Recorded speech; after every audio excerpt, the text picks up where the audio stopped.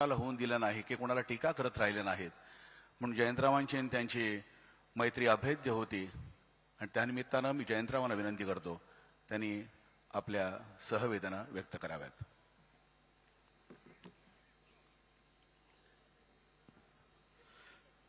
कुठून सुरू करू आणि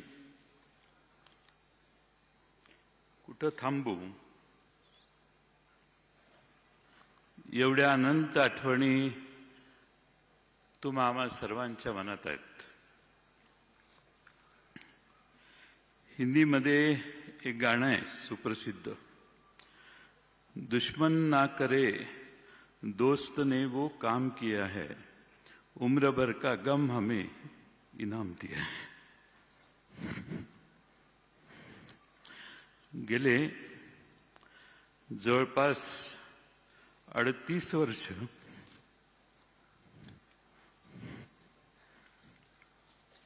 आम्ही एकत्रित काम केलं।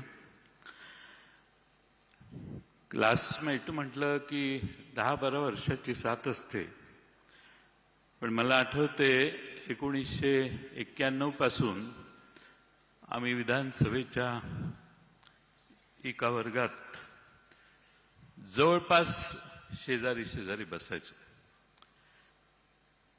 1914 पासून तर शेजारी बसण्याचे प्रसंग अनेक आले। अनेक पैलू दादांचे आम्ही सगळ्यांनी जवळून पाहिले। माझ्याकडे तर प्रचंड आठवणी आहेत। खुल्या मनाचा, दिलदार मनाचा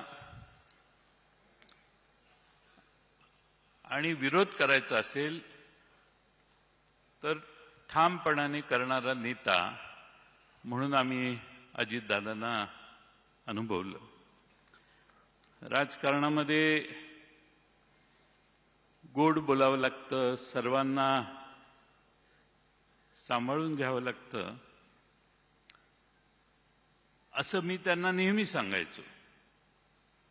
ते म्हणायचे गोड बोलायला मला जमत नाही, ते तुमचा मार्ग आहे, मी जे आहे तेच सांगणार।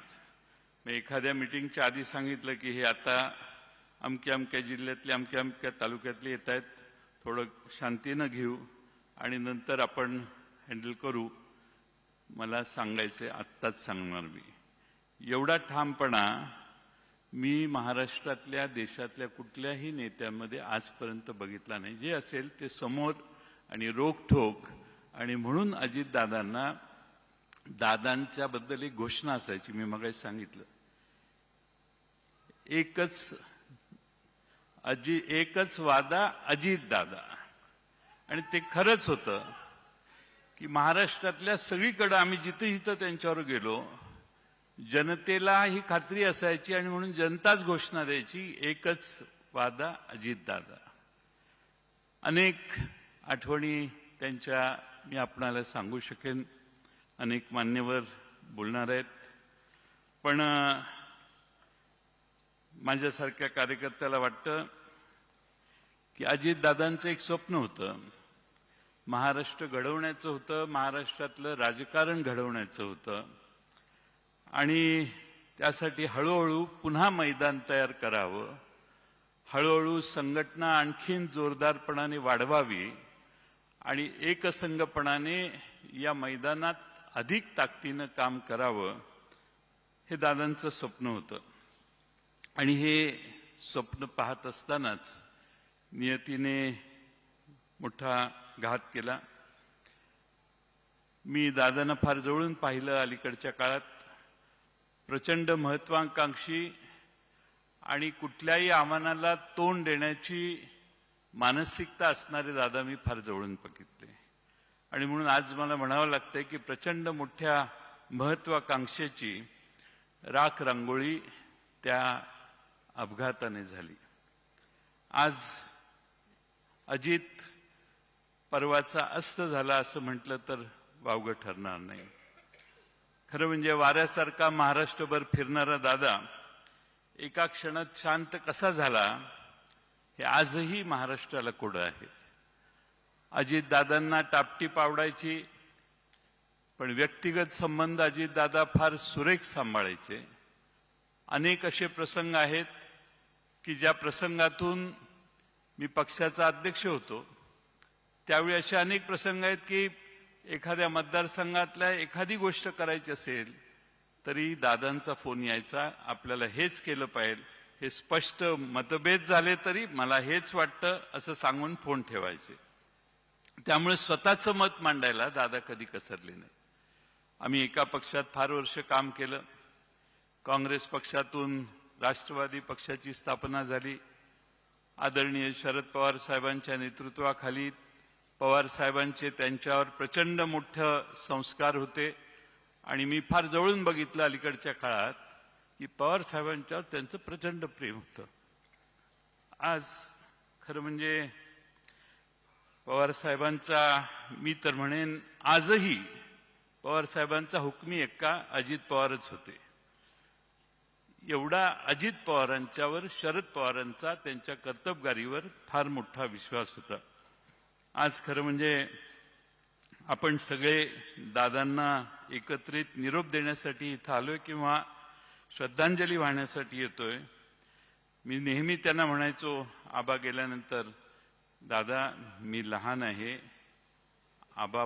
आबा जाण्याच्या आधी आबा मोठे आहेत, तुम्ही मध्ये आहात, माझा नंबर फार मागचा आहे, मला बराच टाइम आहे कुठल्याही करिअरसाठीच्या.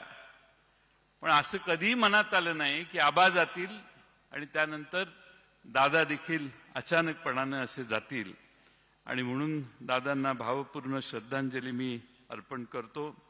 अनेक उद्योगपती इथं आहेत, त्यांच्यासाठी सांगतो. Many industrialists are sitting here. I would like to tell them, this man used to wake up at 5 o'clock. 6 o'clock he used to start his work. 6:15, 6:20 he used to be seen on the streets of Baramati or in any meeting where he used to call people and start meeting. माणसं 10 वाजता दिवस सुरू करतात, 12 वाजता दिवस सुरू करतात. The politicians usually start day by 9:30, 10, 11. But this man used to start day at 6 o'clock.